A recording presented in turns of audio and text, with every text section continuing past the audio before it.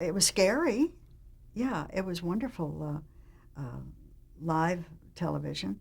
Um, you went in, you rehearsed for that. Well, they were on every day at noon, and we shot them at noon. I guess they went on in New York at 3 o'clock because it was live all the way across the United States.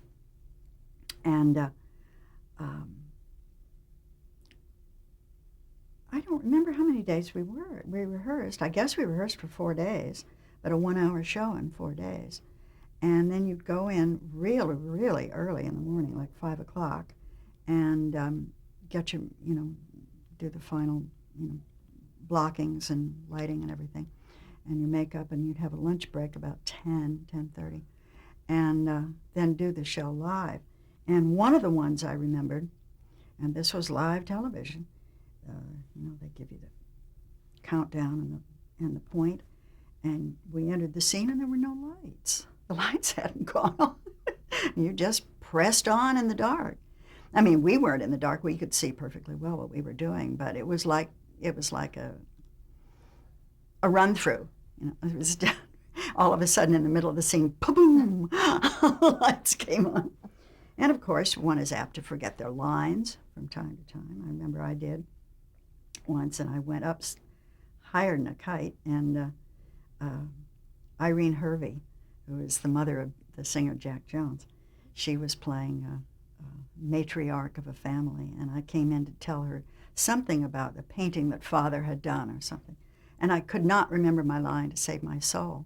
And I started the speech and went, and she said, "Oh, you mean the painting that your father did in the beautiful blues and greens? Yes, yes, that was a wonderful," we were back on track again.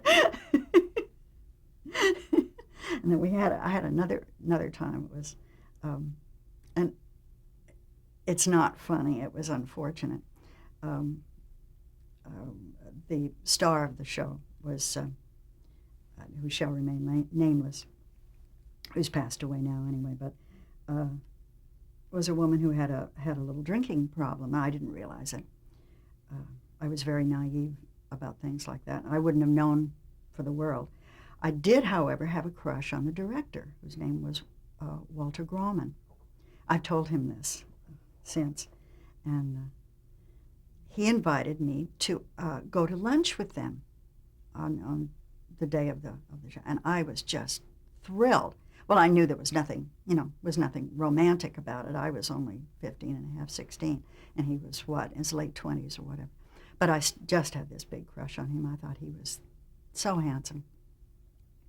So I was so honored to be invited to go to lunch, and we went across the street to the restaurant across from NBC out in Burbank.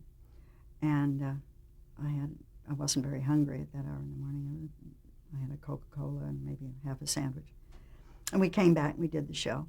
And this poor woman who'd been wonderful during all of our rehearsals and was beautiful had the shakes, and she could not remember her lines. She couldn't remember anything. So I was kind of helping pick up the slack.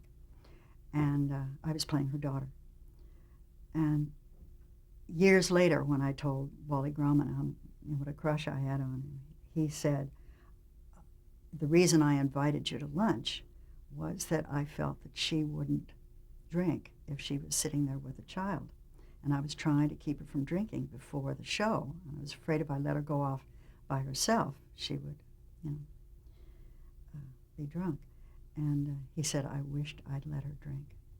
If she'd had a drink, she would have been all right, because she was accustomed to keeping herself at a steady level."